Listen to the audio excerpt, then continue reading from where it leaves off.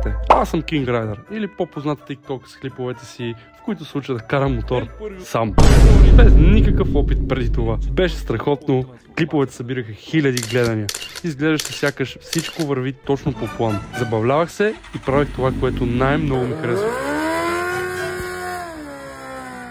Да, на този кадър бях надървен. Докато един ден паднах с мотора. Не беше голямо падане, но бях супер разочарован от себе си до такава степен, че дори не исках да карам мотор повече. Общо взето съсипах единственото нещо, което ме правеше истински щастлив. Или поне така си мисля. В новия сезон желанието ми да карам се върна повече от всякога. Затова без повече мрънкания, а се захващаме на работа. Имаме мисия този мотор да го направим като чисто нов, буквално най-хубавия бомбон. Като това е първият клип от тази поредица. В него ще сменим маслото, масления филтър, ръкохватката на мотора и след дълга пауза ще сложа ръкавиците отново и ще се качим за едно брутално каране.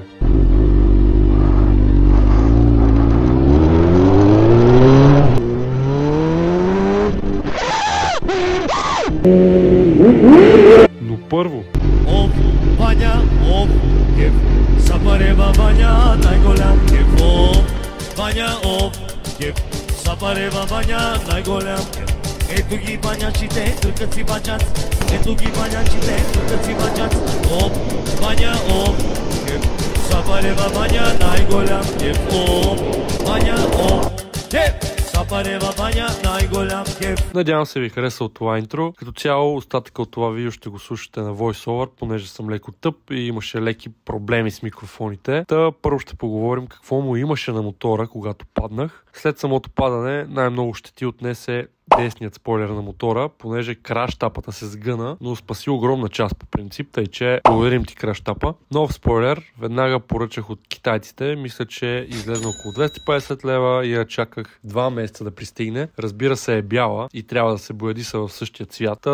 Тук е тънкият момент да вкарам, че нямам абсолютно никой, който да я боядиса. Тъй, че ако познавате някого или вие самият се занимавате с такива неща и желаете да работим съвместно, т.е. да снимам процеса, може да работим заедно, като се свържете с мен. След това проблем беше капачката на радиатора. Беше се деформирала от удара, предполагам, като не можеше да се завие и от нея изтече почти целият антифриз на мотора още при падането. Не я оправихме, разбира се, Дани, моя велик майстор, монтьор, я оправи. Иначе трябваше да купуваме нов радиатор за едната капачка. Разбира се, взехме и нов спортен филтър, масло, маслен филтър, новички за сезона, да се подготвим, нова спирачна течност. Жилото на съединителя също сменихме, понеже старото за нищо не ставаше. Общо това му беше на мотора, нищо сериозно, но има много неща за правене. Съединителят е леко захабен, т.е. доста е твърд при натискане на самото лошче и ми пречи за някои неща.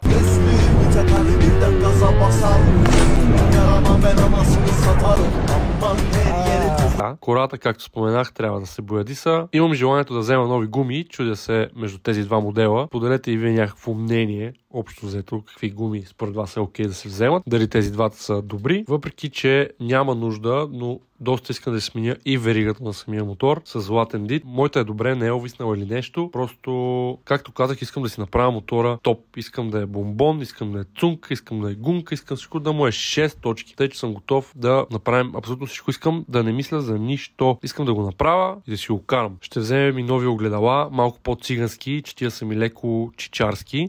Имам и мигачи да взимам, понеже моите се щупиха при падането. Бях поръчал едни, но не бях гледал размерите на самите мигачи и си мислих, че са същите като моите. Но пристигнаха някакви мигачи от тирове, бате.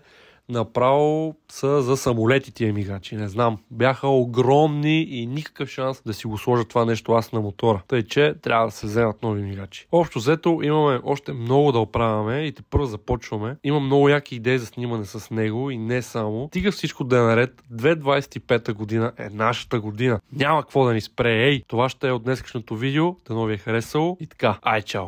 И се абонирайте да станем 1000 абоната, за да изкарвам пари, че мотора ще ми ги готне всичките. Моля ви.